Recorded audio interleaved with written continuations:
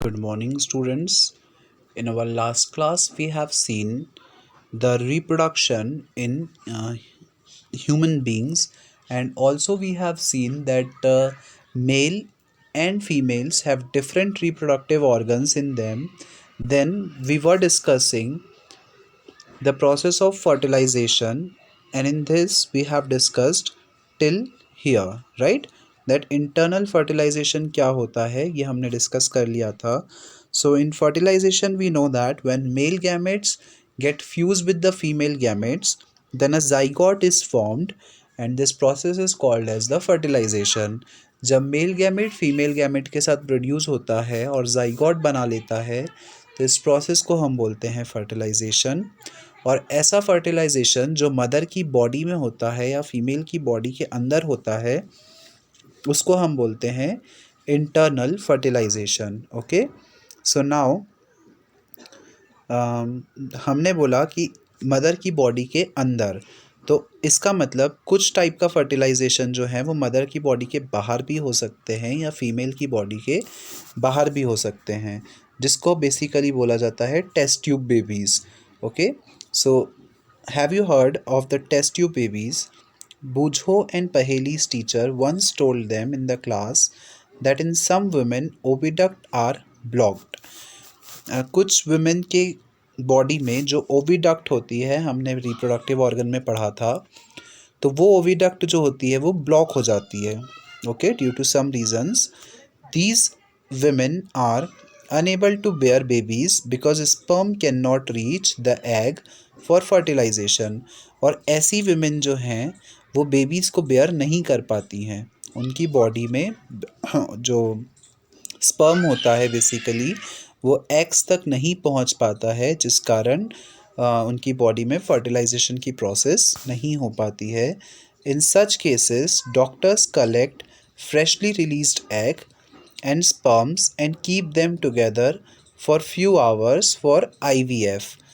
उस केसेस में जो डॉक्टर्स हैं वो क्या करते हैं, जो फ्रेशली रिलीज्ड एग होते हैं उसको स्पर्म के साथ फ्यूज़ करके कुछ घंटों के लिए एक साथ रख देते हैं, और इस प्रोसेस को बोला जाता है IVF की process.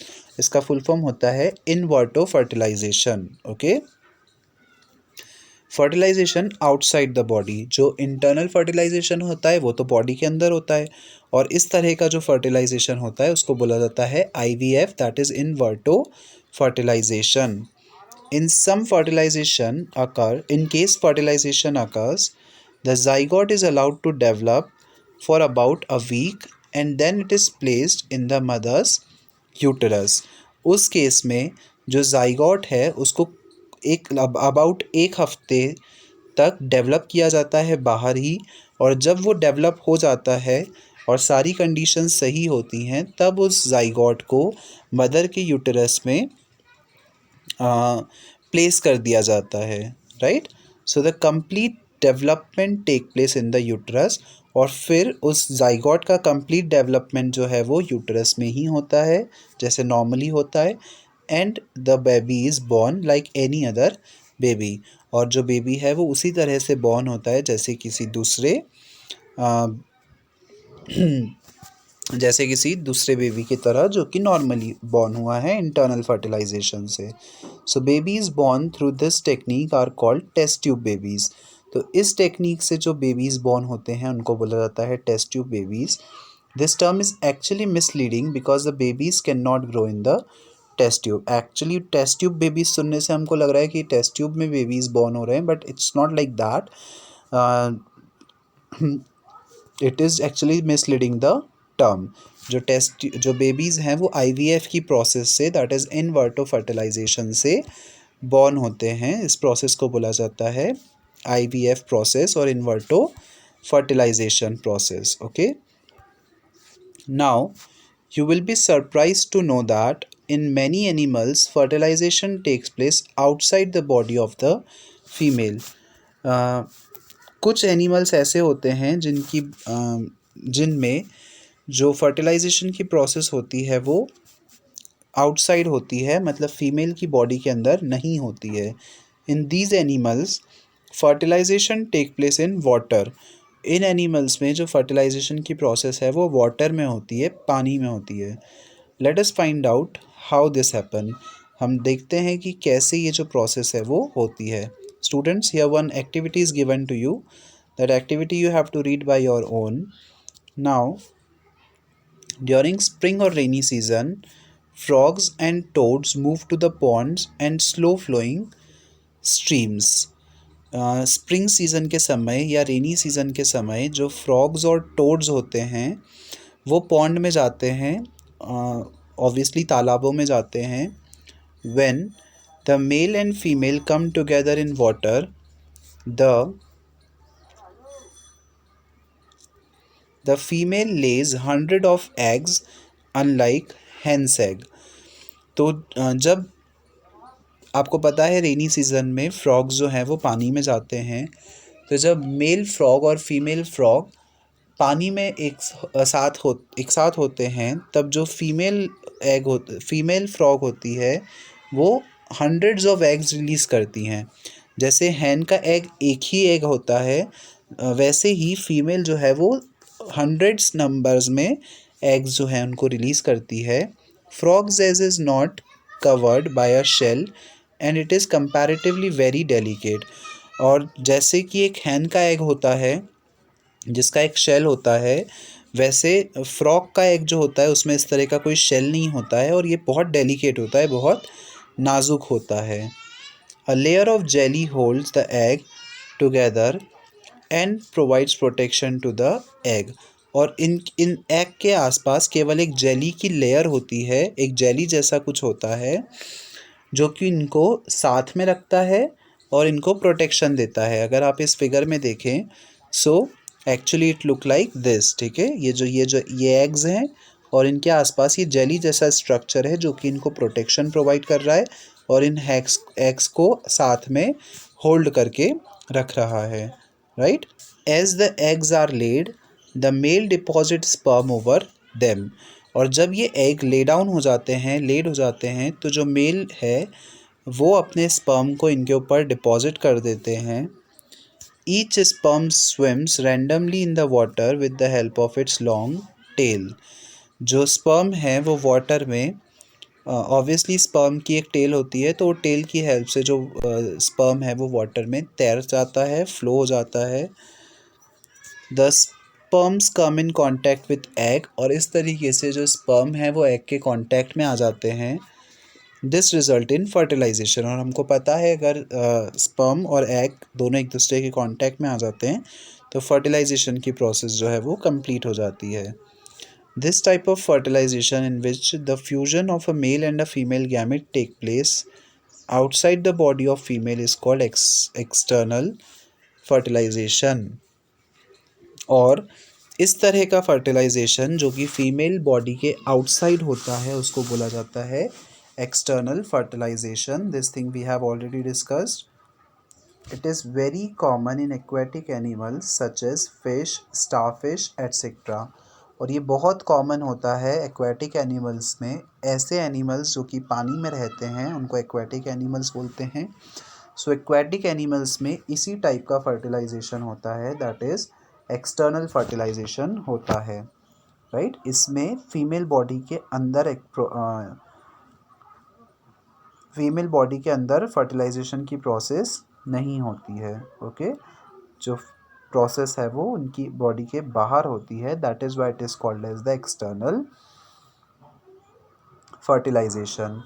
Now students, here one paragraph is given to us that we are reading here. Though these animals lay hundreds of eggs and release millions of sperm, all the eggs do not get fertilized and develop into new individuals. हमने पढ़ा कि जो male reproductive organ होता है वो millions of sperm release करता है, right. और जो एनिमल की बॉडीज़ होती है वो भी हंड्रेड्स ऑफ एग्स को रिलीज़ करती हैं, बट सारे के सारे एग्स जो हैं वो फर्टिलाइज नहीं हो पाते हैं, या सारे के सारे स्पर्म एग्स को फर्टिलाइज नहीं कर पाते हैं। This is because the eggs and sperm get exposed to water movements, wind and rainfall also there are other animals in the pond which में फीड ऑन एग्स। तो ऐसा क्यों होता है? क्योंकि बहुत सारे जो एग्स और स्पर्म हैं वो वाटर के कांटेक्ट में आ जाते हैं, विंड के कांटेक्ट में आ जाते हैं, रेनफॉल, और जो दूसरे एनिमल्स हैं वो उन एग्स को फीड कर देते हैं, उनको खा लेते हैं। तो इस कारण से सारे के सारे एग फर्टिलाइज नहीं हो पाते हैं। Thus, the production of large number of eggs and sperm is necessary to ensure fertilization of at least a few of them. इसलिए ज़्यादा नंबर ऑफ एग्स और स्पर्म का प्रोडक्शन ज़रूरी है ताकि उनमें से एटलीस्ट कुछ एग्स जो हों वो फर्टिलाइज हो जाएं और फर्टिलाइजेशन की प्रोसेस जो है वो कंप्लीट हो सके, राइट। बिकॉज ज़्यादातर जो स्पर्म और ओवम होते हैं, स्पर्म और एग होते हैं, वो एक्सपोज हो जाते हैं वाटर में, विंड में और रेनफॉल में, इस तरीके से। Okay, how could a single cell become such a big individual? Now एक छोटा सा सेल कैसे एक बड़े इंडिविजुअल में कन्वर्ट हो जाता है, उससे कैसे एक नया बेबी बॉर्न हो जाता है, this thing we are going to discuss here. Okay, so एक छोटा सा एम्ब्रियो, एक छोटा सा जाइगोट, हमने पढ़ा था कि जब मेल गैमेट फीमेल गैमेट के साथ फ्यूज़ होते हैं तो वो जाइगोट बना लेते हैं और वही जाइगोट बड़ा होकर एक नए ऑफस्प्रिंग में कन्वर्ट हो जाता है। सो कैसे एक एम्ब्रियो का डेवलपमेंट होता है, this thing we are going to discuss. Fertilization results in the formation of zygote which begins to develop in an embryo. हमने पढ़ा था कि फर्टिलाइजेशन से जाइगोट बन गया और वो जब जाइगोट धीरे धीरे बड़ा होता है तो उसको बोला जाता है एम्ब्रियो। अगर आप फिगर 9.8a देखें in your notebook also, if you see figure 9.8 का a, this one, so you will be able to see that यहाँ पर ये जो जाइगोट है वो इस तरीके से डेवलप हो रहा है, राइट। यहाँ पर एक जाइगोट बना हुआ है। so the zygote divides repeatedly to give rise to a ball of cells, right. ये जो जाइगोट है वो कंटिन्यूसली डिवाइड होता रहता है to give rise to a ball of cells. Okay, इससे बॉल ऑफ सेल्स जो हैं वो बनते हैं। The cells then begin to form group that develop into different tissues and organ of the body. अब ये जो सेल हैं उनकी ग्रुपिंग होने लग जाती है। जो जाइगोट है वो कंटिन्यूसली डिवाइड होता रहता है और ऐसे बहुत सारे जाइगोट्स मिलकर उनकी एक ग्रुपिंग हो जाती है, वो एक ग्रुप बना लेते हैं to give rise to a ball of cells, और it look like a ball of cells, जैसा कि फिगर में हमको नीचे दे भी रखा है। The cells then begin to form groups that develop into the different tissues and organ of the body. अब ये जो सेल हैं उनकी ग्रुपिंग होने लग जाती है और इस ग्रुपिंग से दूसरे नए नए टिश्यूज़ बनते हैं और टिश्यूज़ से मिलकर ऑर्गन बनते हैं। हमको पता है बहुत सारे सेल मिलकर टिश्यू बनाते हैं और बहुत सारे टिश्यूज़ मिलकर ऑर्गन बनाते हैं। तो इसी तरीके से जब एक जाइगोट एम्ब्रियो बनाता है तो जाइगोट जो है वो डिवाइड होता जाता है और उससे बहुत सारे सेल्स बन जाते हैं और वो बहुत सारे सेल्स मिलकर टिश्यू बनाते हैं और टिश्यूज़ जो हैं वो ऑर्गन्स बनाते हैं। This developing structure is termed as embryo, और इस स्ट्रक्चर को बोला जाता है embryo. The embryo get embedded in the wall of the uterus for further development, और ये जो एम्ब्रियो है ये यूट्रस में ही रहता है कुछ समय तक अपने फर्दर डेवलपमेंट के लिए। Okay, the embryo continues to develop in the uterus, और यूटरस के अंदर ही ये जो एम्ब्रियो है वो धीरे धीरे करके डेवलप होता रहता है। It gradually develops the body parts such as hands, legs, head, eye, ear etcetera, और धीरे धीरे करके जो बॉडी है उसमें सारे पार्ट्स जो हैं वो बॉडी पार्ट्स डेवलप होते जाते हैं धीरे धीरे करके। हैंड्स डेवलप होते हैं, लेग, इसी तरीके से हेड, आई, ईयर, एक एक ऑर्गन जो है वो इस तरीके से डेवलप होता जाता है। The stage of the embryo in which all the body parts can be identified is called as foetus. और वो स्टेज जब एक बेबी के सारे और बॉडी पार्ट्स को हम आइडेंटिफाई कर सकते हैं, उसको देखकर समझ सकते हैं कि ये हैंड है, ये लेग है, ये आई है, उस स्टेज को बोला जाता है foetus. When the development of the fetus is complete, the mother give birth to the baby। और जब फीटस का डेवलपमेंट कंप्लीट हो जाता है, जब कम्प्लीटली एक फीटस डेवलप हो जाता है, तो जो मदर है वो अपने बेबी को बर्थ दे देती हैं, right. As you can see here, जो बेबी है वो मदर की यूट्रस के अंदर होता है, दिस इज़ द यूट्रस। और यूट्रस के अंदर जो बेबी है वो रहता है। और जब ये बेबी कम्प्लीटली बॉर्न हो जाता है, कम्प्लीटली उसके सारे बॉडी पार्ट्स ग्रो कर जाते हैं, तो जो मदर है वो अपने ऑफस्प्रिंग को बर्थ दे देती हैं। Okay, internal fertilization take place in hens also. Internal fertilization जो है वो हेंस में भी होता है, मुर्गियों में भी होता है। But do hens give birth to the babies like human beings and cow. लेकिन क्या हेंस जैसे ह्यूमन बींग्स में मदर ऑफस्प्रिंग को बर्थ देती है, काऊ में भी जो काऊ है वो अपने ऑफस्प्रिंग को बर्थ देती है, वैसे ही क्या हैन भी अपने ऑफस्प्रिंग को बर्थ देती है? So the answer is obviously no. हमको पता है हैंस जो हैं वो एग देती हैं, राइट। और वो एग जो है वो बाद में चिक में कन्वर्ट होता है, right. You know that they do not, वो नहीं ऐसा करते हैं। Then how do chicks born? Let us find out.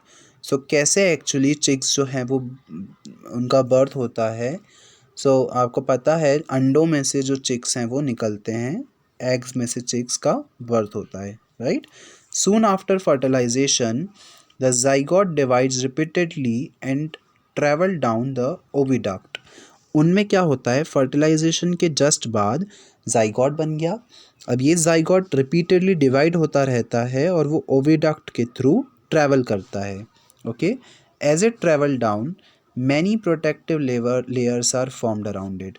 और जैसे जैसे वो ट्रैवल करके नीचे जाता है, वैसे वैसे उसके ऊपर बहुत सारी प्रोटेक्टिव लेयर्स बनती जाती हैं। The hard shell that you see in a hen's egg is one such protective layer. और जैसे हम अंडों जो हैन के एग होते हैं उसके आसपास हमको एक प्रोटेक्टिव लेयर देखने को मिलती है, वो भी एक तरह की क्या प्रोटेक्टिव लेयर ही होती है जो कि हैन के एग को प्रोटेक्ट करती हैं। After the hard shell is formed around the developing embryo the hen finally lays the egg. और जैसे ही हार्ड शेल कम्प्लीटली फॉर्म हो जाता है एक डेवलपिंग एम्ब्रियो के सराउंड, तो फाइनली जो हैन है वो अपना एग को लेकर देती है। Okay, the embryo take about 3 weeks to develop into a chick. जो एम्ब्रियो है उसको कम से कम 3 वीक का समय लगता है एक चिक में कन्वर्ट होने में। मतलब तो 3 वीक्स में जो एम्ब्रियो है वो एक चिक में कन्वर्ट हो जाता है। You must have seen the hen sitting on the eggs to provide sufficient warmth. आपने देखा होगा जो हैन है वो अपने एग के ऊपर बैठती है, राइट। सो बेसिकली वो हैन जो है वो अपने एग के ऊपर बैठकर उसको सफिशिएंट हीट प्रोवाइड करती है, that is necessary for the hatching.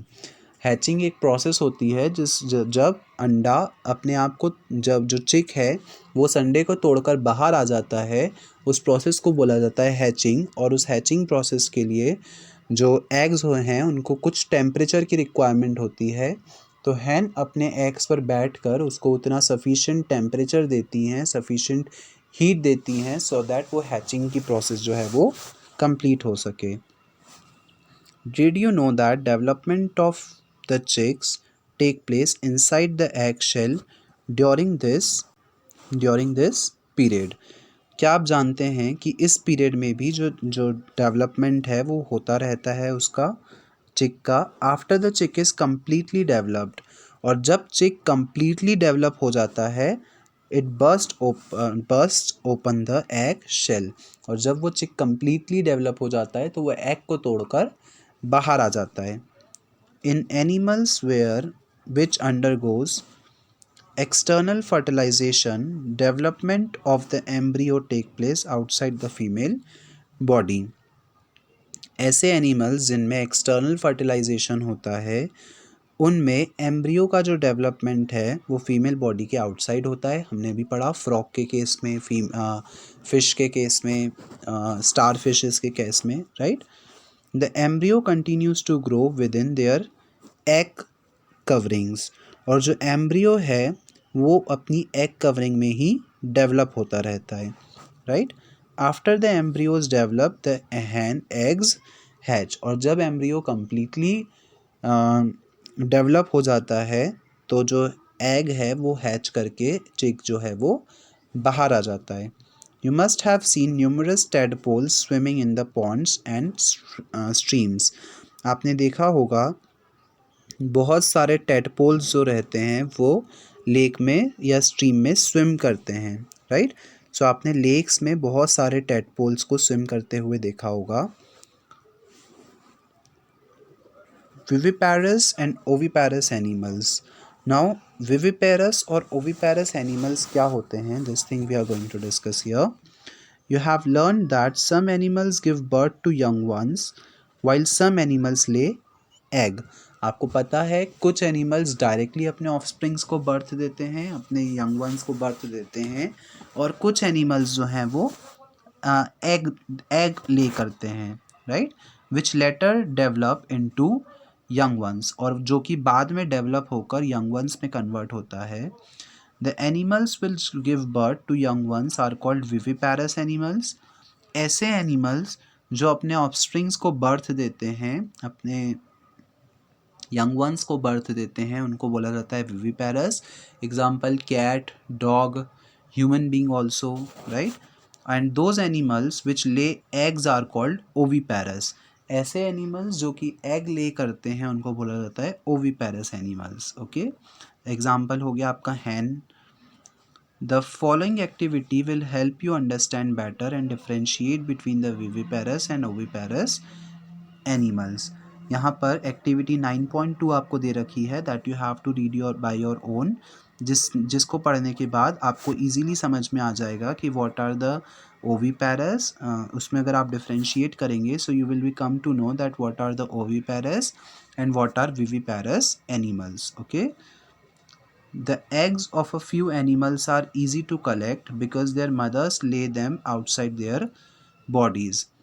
कुछ एनिमल्स के एग्स को कलेक्ट करना बहुत ईजी होता है क्योंकि जो एग है, जो मदर है, वो उस एग को अपनी बॉडी के बाहर ले डाउन करती है, right. For example hen, these animals from which you have collected the egg are the example of oviparous animals, right। और अगर हम उनके जिनके हम अंडों को देख सकते हैं, जिनके हम अंडों को कलेक्ट कर सकते हैं, उनको बोला जाता है oviparous animals। But you would not be able to collect the egg of a cow, dog or cat। लेकिन हम एक डॉग, एक काव, एक कैट के एग को कलेक्ट नहीं कर सकते हैं, राइट, क्योंकि उनकी बॉडी में जो एग का डेवलपमेंट है वो मदर की बॉडी के अंदर होता है। This is because they do not lay eggs, क्योंकि वो एग नहीं देते हैं बट उनकी बॉडी में जो जाइगोट है वो मदर की बॉडी के अंदर ही डेवलप होता है। That's why they are called as viviparous. The mother give birth to the young ones। These are the example of viviparous animals, right। ऐसे एनिमल्स जिनकी मदर उनको बर्थ देती है, ना कि वो अंडों से बाहर निकलते हैं, उनको बोला जाता है viviparous animals। Can you now give some more example of viviparous और oviparous animals? Now आपको अपने आसपास देखना है कि what are the animals that are viviparous and what are the animals that are oviparous, right। We the human beings, we are the examples of viviparous animals, right। So that's all for today's class, students. The further topics we will study in the next lecture. Thank you.